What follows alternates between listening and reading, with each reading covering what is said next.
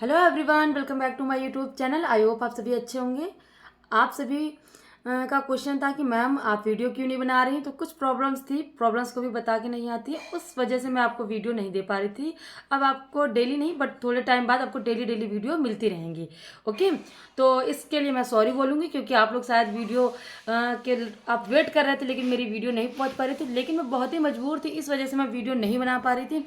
क्या होता है ना कि प्रॉब्लम्स किसी को बता के नहीं थे, कभी भी वो प्रॉब्लम्स आ जाती हैं, लेकिन कुछ होता है कि उसमें कभी टाइम नहीं मिल पाता, कुछ सिचुएशंस ऐसी होती है, तो प्लीज़ उसके लिए मैं सॉरी बोलना चाहूँगी। तो मैं आपको फर्स्ट पेपर में यूजीसी नेट में फर्स्ट पेपर में आपका 8th यूनिट कंप्लीट करवा रही थी। तो आप बिल्कुल परेशान मत होइए। देखिए, आपका जब एग्ज़ाम है, अगर आपका दिसंबर में होना होगा तो नवंबर में आपका इससे पहले आपका नोटिफिकेशन आएगा। इस पर तो मैं कोई नेक्स्ट वीडियो में बना दूंगी, लेकिन आप मत घबराइए कि मैं अपना अपना सिलेबस कंप्लीट नहीं करवा पाएंगी। तो मेरे पास इससे पहले जो टॉपिक्स मुझे पढ़ाना जिससे क्वेश्चन आते हैं वो मेरे पास पहले ही कंप्लीट किए हुए रखे हैं। मुझे सिर्फ आपको बताना ही है। और पेपर आपका प्रैक्टिस सेट ये सब मैंने पहले ही तैयार करके रख लिया है। तो प्लीज़ आप इस वीडियो में बना रही हूँ, तो मैं आपको ये पहले बता दूं कि आप बिल्कुल भी परेशान ना हो कि मैम पूरा कोर्स आप कंप्लीट नहीं करवा पाएंगी। तो फर्स्ट पेपर से बिल्कुल निश्चिंत हो जाए, मैं आपका पूरा कोर्स कंप्लीट करवा दूंगी। मोस्ट इंपॉर्टेंट क्वेश्चन मैं आपको बताऊंगी। टॉपिक्स जो मैंने नहीं बताया तो आज मैं उसी का 8th यूनिट का एक टॉपिक है, सूचना एवं संचार प्रौद्योगिकी के लाभ। देखने में तो काफ़ी इजी टॉपिक है, लेकिन इससे क्वेश्चन काफ़ी पूछे जाते हैं। मोस्ट इंपॉर्टेंट टॉपिक है आज का सूचना एवं संचार प्रौद्योगिकी का। तो इससे क्वेश्चन एक इससे पहले आया था प्रीवियस ईयर में कि सूचना एवं संचार प्रौद्योगिकी का इसमें से कौन सा लाभ नहीं है। 5 उसमें से आपके कंटेंट दिए हुए थे, उसमें से आपको चूज करना था। तो काफ़ी इजी लेकिन काफ़ी डिफिकल्ट बन जाता है। अगर हमको कंटेंट क्लियर नहीं होता तो वही क्वेश्चन हमारे लिए डिफिकल्ट भी बन जाता है। तो चलिए स्टार्ट करते हैं अपने सेशन को। तो क्या लाभ है? तो संचार की तीव्र गति। तो सूचना संचार प्रौद्योगिकी क्या क्या लाभ है? संचार की तीव्र गति, रिपीट पेस ऑफ कम्युनिकेशन। ठीक है, तो सूचना संचार तकनीक के उन्नत होने से हम क्षण भर में मैसेज, ईमेल आदि के माध्यम से परिवार, देश विदेश में बैठे लोगों से जुड़ जाते हैं। इंटरनेट के जरिए वीडियो कॉन्फ्रेंसिंग, सोशल नेटवर्क आदि के द्वारा हम दूर स्थित लोगों से भी फेस टू फेस बात कर पाते हैं। ये तो आपको पता ही, नॉर्मली सी बात है, इसका आप यूज़ करते भी होंगे, जो हम लोग अपने दैनिक जीवन में या डेली बिहेव में हम ये सब चीज़ें करते हैं। तो संचार की तीव्र गति, पहले हम देखिए अपनी बात को किसी के सामने प्रेजेंट करना होता है, किसी से मिलना होता है, किसी से बात करना होता है, कोई भी मैसेज देना होता है तो काफ़ी दिन लग जाते थे। मैसेज हमने आज सेंड किए तो काफ़ी देर में पहुंचता था। अब हो गया है कि हमको कोई भी बात करनी, कोई भी एनी टाइम, किसी भी 20 आवर्स इंटू 7 डेज कभी भी हम कोई भी चीज़ आपको बता सकते हैं। ठीक है, कोई भी इंफॉर्मेशन आपको दे सकते हैं। तो आपका सेकंड आता है वैश्वीकरण को बढ़ावा। वैश्वीकरण का बढ़ावा कैसे होता है? तो सूचना एवं संचार तकनीक ने संचार को सुगम एवं तीव्र बनाकर संसार को विश्वग्राम का रूप दे दिया है। शिक्षा, स्वास्थ्य, व्यापार तथा अन्य सेवाओं के क्षेत्रों में आज सभी एक दूसरे से जुड़े हुए हैं, जिसका श्रेय इस तकनीक को ही जाता है। इसने भाषाई भिन्नता को भी बांटने का काम किया। देखिए, पहले तो होता था कि हिंदी भाषा के लोग हिंदी ही समझ पाते थे। अब देखिए यूट्यूब पे जाइए, कोई अदर लैंग्वेज है, आपको एक छोटी सी बात है, मूवी को ही देख लीजिए, अब देखिए उसमें तो डब करके आ जाती है, हिंदी में डब करके आ जाती है। पहले तो हम लोग तो अपनी इंडियन ही फिल्म देख पाते थे जो भी टीवी पर अपने आती थी। अब यूट्यूब के माध्यम से और भी कई माध्यम उन चैनलों से हम देख सकते हैं कि कौन सी फिल्म है, किसी बार ट्रांसलेट करना हो, गूगल पे सर्च करना हुआ, ये सब चीज़ें हम आसानी से जान जाते हैं। किसी भी चाहे तमिल हो, चाहे कन्नड़ हो, चाहे इंग्लिश हो, चाहे हॉलीवुड की मूवी हो, हम देखिए कन्वर्ट करके भी हम देख लेते हैं। तो कितना ज़्यादा हो गया।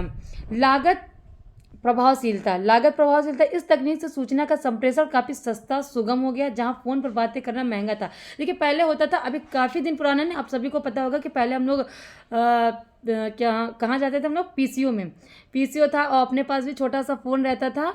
तो उसमें हम लोग जितना पैसा डलाते थे उसमें मिनट गिन के आता था, इतने मिनट आप बात करोगे तो इतना बैलेंस कट जाएगा। लेकिन अब होता है वो है कि चाहे सारा दिन बात करो, चाहे सारी रात बात करो, फिर भी 1 मंथ का आपको मिलता है कि 1 मंथ में आपका रिचार्ज खत्म हो जाएगा। लेकिन उसमें आप अनलिमिटेड चीज़ें देख भी सकते हैं और बातें भी कर सकते हैं, अपने मैसेज को भी पहुंचा सकते हैं। तो लागत प्रभावशील हुआ है कहीं ना कहीं।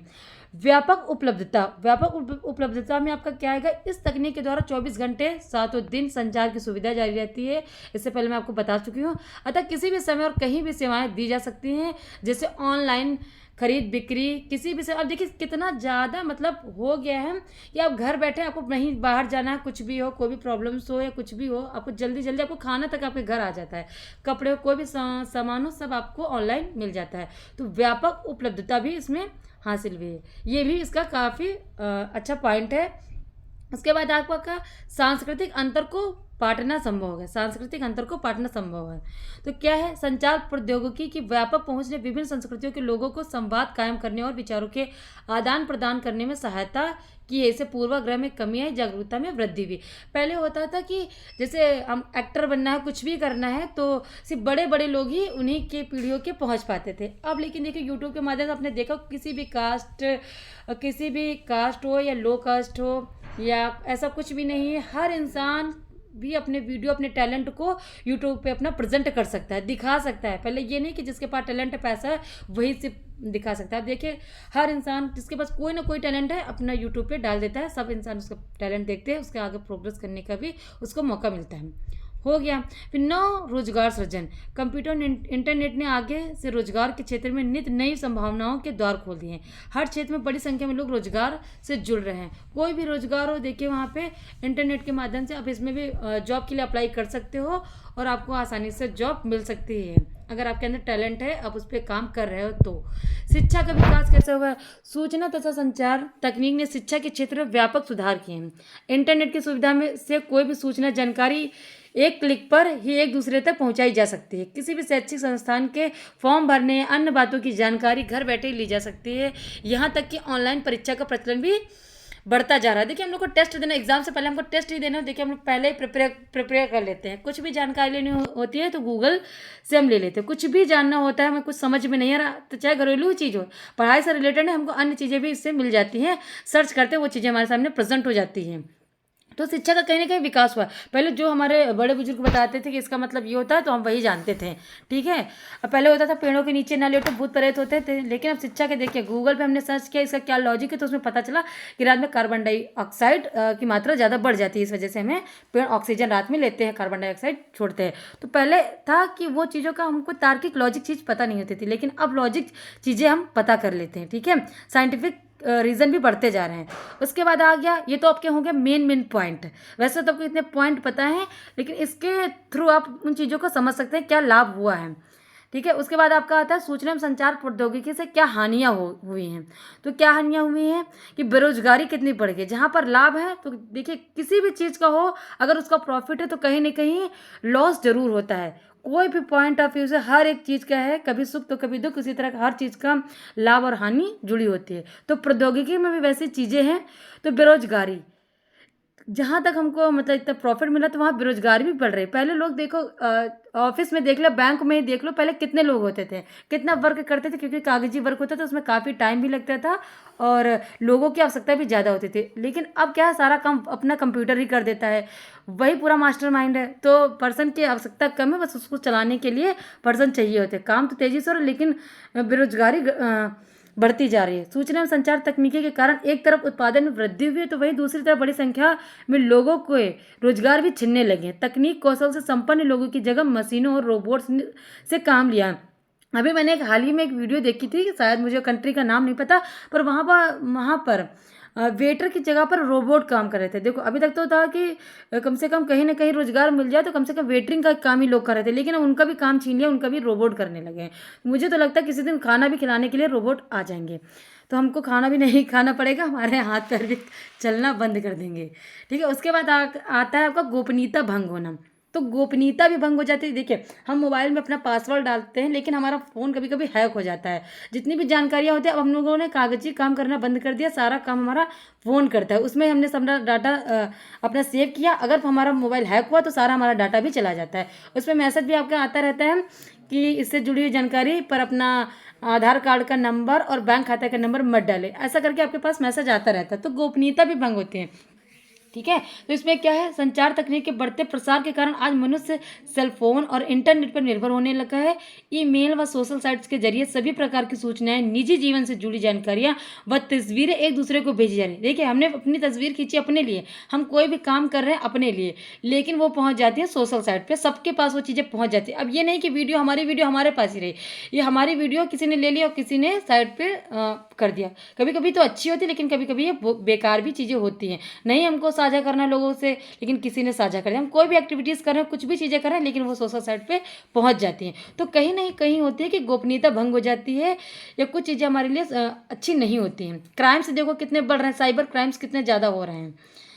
तो नौकरी की सुरक्षा का अभाव अब होता है। वर्तमान समय में रोजगार के क्षेत्रों में नई नित नई संचार तकनीकें जुड़ती जा रही है। ऐसे में लोग इनसे तालमेल बिठाने में अक्षम है। उन्हें रोजगार से निकाले जाने का भय हमेशा रहता है। देखिए, पहले टीचर थे, पहले ये था कि टीचर, अब देखो प्राइमरी स्कूल में अभी हाल ही में अब आ गया, उसमें स्क्रीन पर लैपटॉप और कंप्यूटर भी प्रोवाइड कराए गए हैं, अभी मुझे जहाँ तक पता है।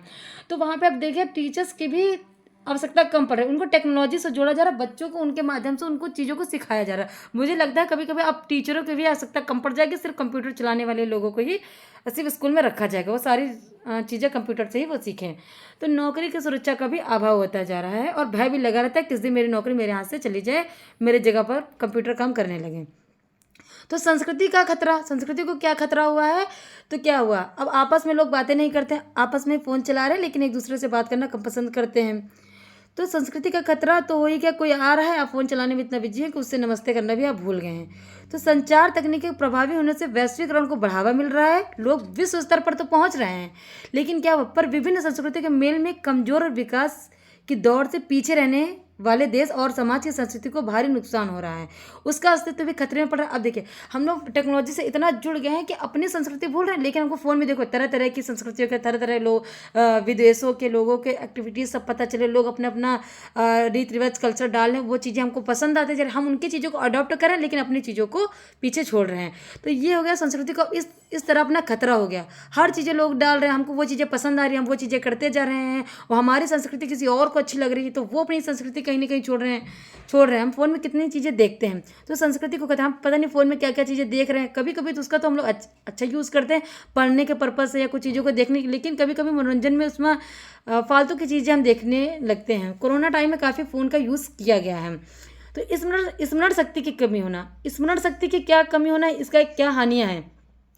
तो क्या हानियाँ हैं कि हाँ, वो चीज़ें पहले था कि पापा लोगों से या बुजुर्गों से सुनो तो वो अभी ओरली मैथ जोड़ लेते हैं, ऐसे उनसे कुछ पूछो कि कितना भी बड़ा डाटा दो तो ओरली मैथ वो जोड़ लेते हैं। लेकिन अभी भी है कि बच्चों को कंप्यूटर, अब कंप्यूटर का मतलब वो जोड़ने लगे हैं, हर चीज़ कंप्यूटर बेस, हर चीज़ कंप्यूटर बेस। उनको जाओ तो कुछ भी थोड़ा सा सवाल दो तो वो अपना खोलेंगे कैलकुलेटर और उसी में जोड़ते हैं। तो उसी में जोड़ने से क्या होता है कि अपनी मेमोरी में तो कुछ नहीं है, अपनी मेमोरी खाली होती जा रही, वो वीक होती जा रही। अगर हम किसी फंक्शंस को एक्टिवेट नेट नहीं करेंगे तो वो क्या होता जाता है, जैसे लोहे में जंग लगती जाती है, तो वैसे माइंड में अगर आप चीज़ें याद नहीं रखेंगे तो एकदम वो शांत हो जाता है, डेड के समान। ओके, तो अब कंप्यूटर में सारा हमने डाटा, अपनी हर चीज़ को सारा कंप्यूटर में हमने ऐड करके रख लिया है, तो स्मरण शक्ति की कमी हो गई, उसमें अब कोई भी चीज़ नहीं रहती है। तो दैनिक जीवन, जैसे देखो अब हमारी लिखने की जो राइटिंग अब सबकी बेकार होती चली जा रही। अब किसी को कुछ भी बोलो हिंदी इंग्लिश में तो वो लिख नहीं पाता है, क्योंकि फ़ोन का इतना अच्छा सिस्टम हो गया, सिर्फ कट करते रहो, अपना सारा काम होते चला जाएगा। ऐसा प्रोसेस है, आप लोग भी देखते होंगे कि स्मरण शक्ति में कहीं ना कहीं कमी आ गई है। ओके, तो भाई अभी देखो हम लोगों को बुक से पढ़ना काफ़ी कम अच्छा लगता है। ये सब चीज़ें हैं तो बुक्स की, लेकिन अभी हमको बुक से पढ़ना बिल्कुल अच्छा नहीं लगता है। सब ये रहता है कि फ़ोन से पढ़ लें, जल्दी जल्दी सर पढ़ाते हैं, हम जल्दी जल्दी पढ़ लें, वही एग्ज़ाम में जब हम बैठते हैं तो वो चीज़ें हमारे दिमाग से एकदम क्लीन हो जाती हैं, ऐसा होता है। लेकिन कभी कभी ये होता है कि कॉन्सेप्ट हमें समझ में आसानी से आ जाता है, हम बुक से पढ़ते हैं, हमारे कॉन्सेप्ट समझ में नहीं आता है। तो इसमें यह मतलब प्रॉफिट भी है, लेकिन इसका लॉस भी काफ़ी है। फिर दैनिक जीवन में क्या बाधाएं हैं, तो वर्तमान समय में हमारे जीवन में सूचना संचार तकनीकी का प्रयोग काफ़ी बढ़ गया, किंतु दूसरी ओर इससे जुड़े अपराध जैसे computer virus, worm, fishing, Trojan, malware, spam आदि दिनों दिन बढ़ते जा रहे हैं। इससे आम लोगों के जीवन में तरह तरह की समस्याएं भी आने लगी हैं। ओके, तो ये हो गई आपकी हानियाँ। तो आई होप आपको क्लास अच्छी लगी हुई, मैंने अच्छे से आपको समझाया, तो इसमें आपको कुछ समझना नहीं, लेकिन ये मोस्ट इंपॉर्टेंट टॉपिक था, इससे काफ़ी क्वेश्चन आपके पूछे जाते हैं। ऐसे ही क्वेश्चन आपके आते हैं कि क्या इसमें से नहीं है। ठीक है, आपके ऑप्शन से दिए होते 5, उसमें से आपको ढूंढना होता है कि कौन सा है कौन सा नहीं है। तो अगर आपको वीडियो अच्छी लगी तो प्लीज़ लाइक कर चैनल को सब्सक्राइब जरूर करिएगा। और प्लीज़ आप बता दीजिए, कमेंट आप जरूर किया करिए कि मैम आपको सेशन कैसा अच्छा लगे, तो मैं उसमें कुछ इंप्रूवमेंट कर सकूँ या आप लोगों को इससे अच्छी वीडियो मैं प्रोवाइड करा सकूँ। तो thank you for watching my video.